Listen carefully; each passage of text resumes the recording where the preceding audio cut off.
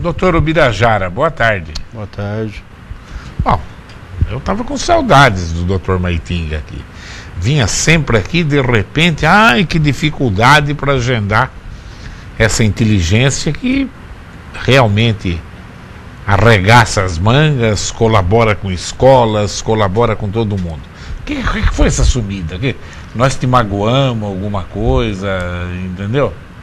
Não, realmente é o volume de serviço que impede que a gente compareça com mais frequência, né? Mas hoje nós vamos aproveitar a oportunidade e tentar esgotar alguns temas mais importantes para a sociedade. É isso que eu gosto, porque realmente o Dr. Maitinga lida com a esperança do país, que é a juventude. Ele é o nosso juiz da várzea. Então, você tem que aparecer de 15, 20 dias ou no máximo um mês na TV, porque os temas nunca se esgotam, porque vai falar de execução, evolução, repressão e etc. Se um país que não cuidar da sua juventude, põe fogo, né? Porque a esperança é zero. Doutor Maitinga, eu quero entrar já na pior coisa, eu tenho batido aqui na tecla constantemente, do que é esse câncer que assola a nossa juventude hoje, que é o crack. Você que tem tudo isso na mão aí, a detenção de jovens. Jovem não é detenção, é repreensão, né? Como é que é? Apreensão. Apreensão. É apreensão de jovens em escalas diferentes.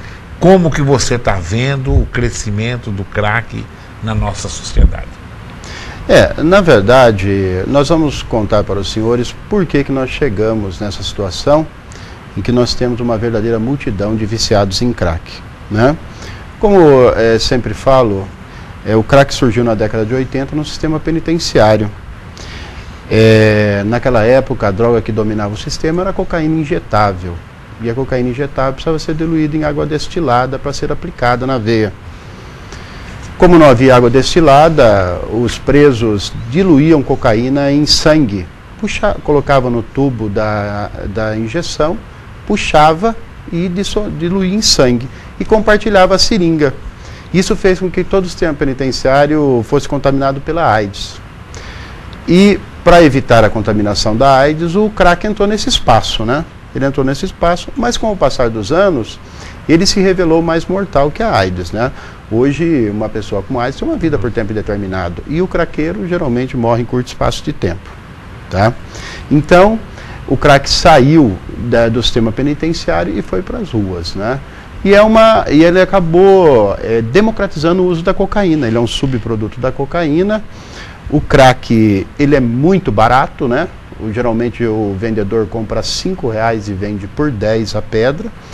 É uma droga muito prazerosa, né? O crack, ele é vendido em pedras, ele queima a baixa temperatura, ele é aspirado em cachimbos ou latinhas de refrigerante, entra imediatamente no pulmão, na circulação, vai para o cérebro e é extremamente prazeroso. No cérebro ele impede a síntese da dopamina, o cérebro é invadido de dopamina, tem uma sensação muito boa. Só que, ao contrário da cocaína injetada, que tinha um efeito de 20 a 30 minutos, o crack dura apenas alguns segundos. Então a pessoa tem que usar de novo para repetir aquela sensação. E é por isso que usou uma vez, a pessoa vicia, porque é uma sensação bastante prazerosa e ele tem que usar comumente, né, para repetir essa sensação. E foi assim que o crack dominou uma parcela considerável da nossa juventude e dos adultos também. Agora, o sistema de repressão. Por que o sistema do Estado de punição ao traficante, ao usuário, não tem se mostrado eficaz, né? Eu vou explicar para os senhores por quê. Até o ano de 2006, existia uma lei de repressão ao uso e tráfico de entorpecentes, a 6368/76. E ela previa uma pena lá, para o traficante, de 3 a 10 anos. E o tráfico era equiparado a crime hediondo. A pessoa era condenada, ele tinha que cumprir 2/3 da pena preso, sem nenhum benefício, tá? Ele tomava 3 anos, ele ficava 2 anos preso, tá?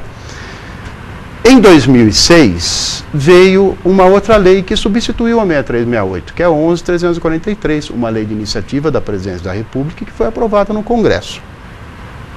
Essa lei, a pretexto de aumentar a pena do traficante, porque ela aumentou a pena do tráfico de 3, a pena mínima, ela passou para 5, e o máximo ela passou para 15, ela, num dos seus parágrafos, ela trouxe um dispositivo assim: se o traficante é primário, não registra antecedentes, não tem vida dedicada ao crime e não integra a facção criminosa, ele tem direito a uma redução de pena de 1 a 2 terços.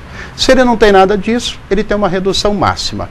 A pena do crack, a pena do traficante, a partir de 2006, passou a ser de 1 ano e 8 meses de reclusão. Isso é menos que um furto.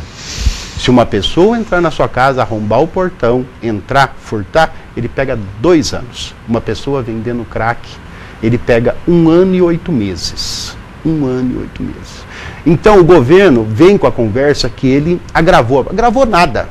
Aí falou assim, mas isso é para o primário. Mas esse é o grande contingente de vendedores. Eles são primários, não registram antecedente, não integram a facção criminosa e não tem vida dedicada ao crime.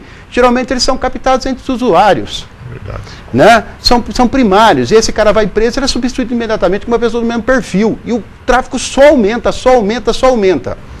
Aí a pessoa vem e fala assim, o interessante é pegar o grande traficante. Também acho. Mas como é que funciona a estrutura? Você tem hoje na cidade aí 10 mil primários vendendo esse crack no varejo, vendendo, com 10, 15 pedras no bolso. Você tem uns coordenadores dessa atividade e você tem os grandes traficantes. Só que esse pessoal, a droga nem passa na mão deles. É dificílimo você pegar essa gente. E o nosso setor de inteligência policial se resume a interceptação telefônica. Essa é a grande realidade. E a condenação de menores quando são pegos traficando? Nós vamos chegar lá. O que aconteceu também, né? Aquela proporção que a pessoa tinha que cumprir 2 terços da pena da lei anterior, o Supremo veio e disse que é inconstitucional. Que isso fere o princípio da individualização da pena, que é para cumprir 1/6 só. Então o cara que tomou 3 anos, em vez de cumprir preso 2, não, cumpriu só 5 meses, foi para a rua. Agora mudou a lei. Agora o primário cumpre 2/5 preso e o reincidente 3/5. Então, de 1 ano e 8 meses, sabe quanto tempo o cidadão fica preso? 10 meses. Tá? Então, todos os traficantes foram para a rua. Todo mundo foi para a rua. Essa que é a grande realidade. Né? Por causa dessa lei, da iniciativa do presidente da República, por causa do Congresso que votou isso aí, por causa do Supremo que adotou esse entendimento. Tá? Depois, o que aconteceu com o usuário, né? Aí vem uma conversa aí, vem o Fernando Henrique e fala assim, não, tem que discriminar droga. Que discriminar o quê? Já foi tudo discriminado. Na Lei 6368, que teve vigência até 2006, um usuário, ele recebia uma pena de 6 meses a 2 anos de detenção. Na nova lei, ele recebe as penas. Não existe mais pena. Existe a advertência, a frequência a curso e a prestação de serviço à comunidade. Tem pena para o usuário? Não tem pena para o usuário, pô. E eles sabem muito bem disso. Então essa discussão, se vai descriminalizar, isso aí é secundário. Acabou, isso aí acabou, porque não tem pena mais para isso. Aí vem a pessoa e fala assim, mas doutor, o usuário precisa de tratamento. Ele falou, também acho, para aquele que quer, né? A maioria não quer te tratar.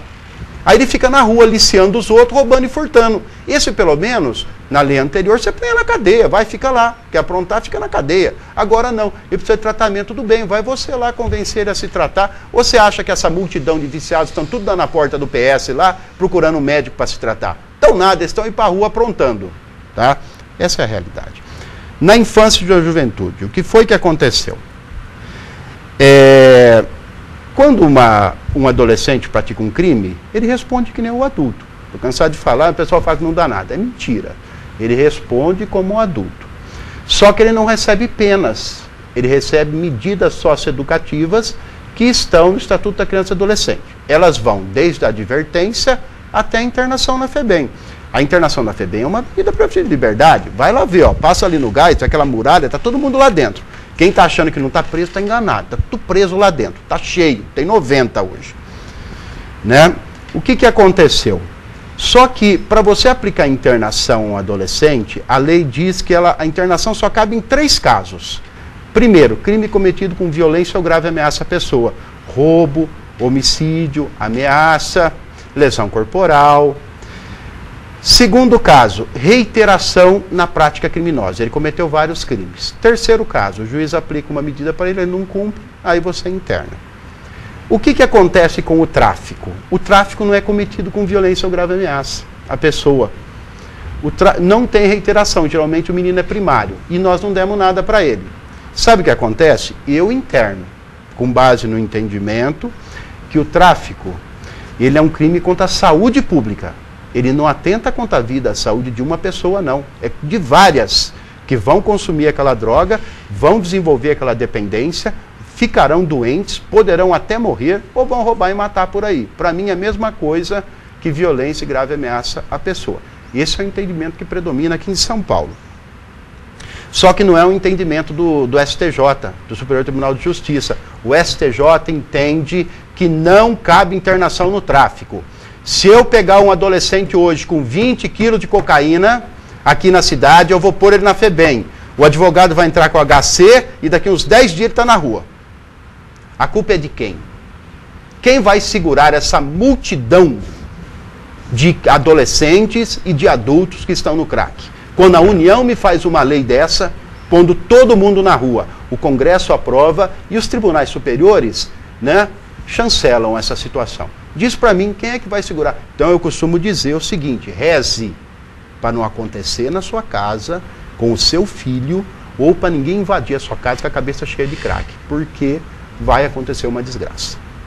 Você acredita na recuperação de um viciado em crack?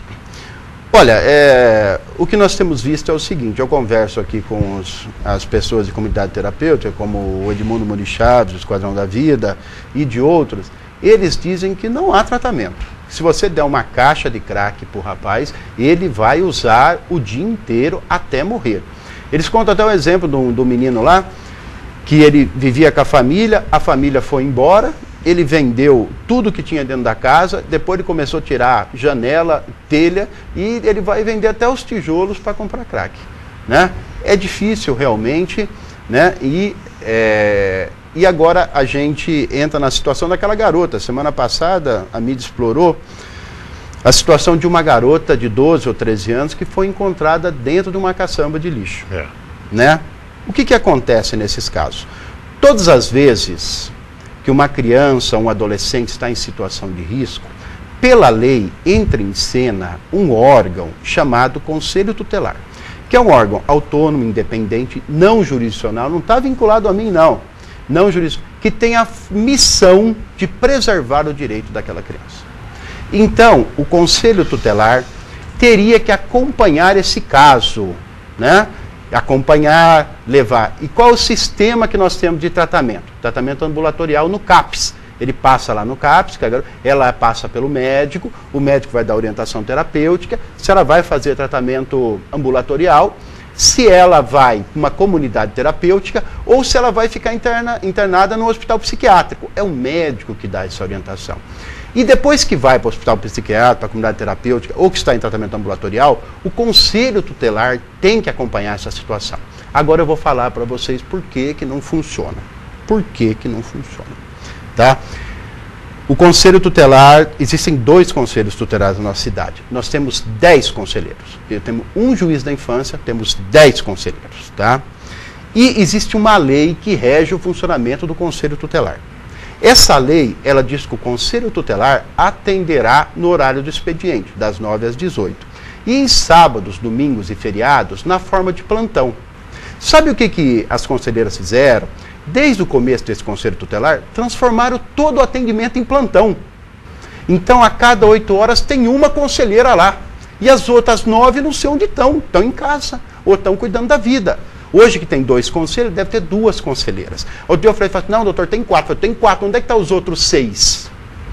Então, vou falar, prefeito, vereador, todo mundo que estiver me ouvindo, tá?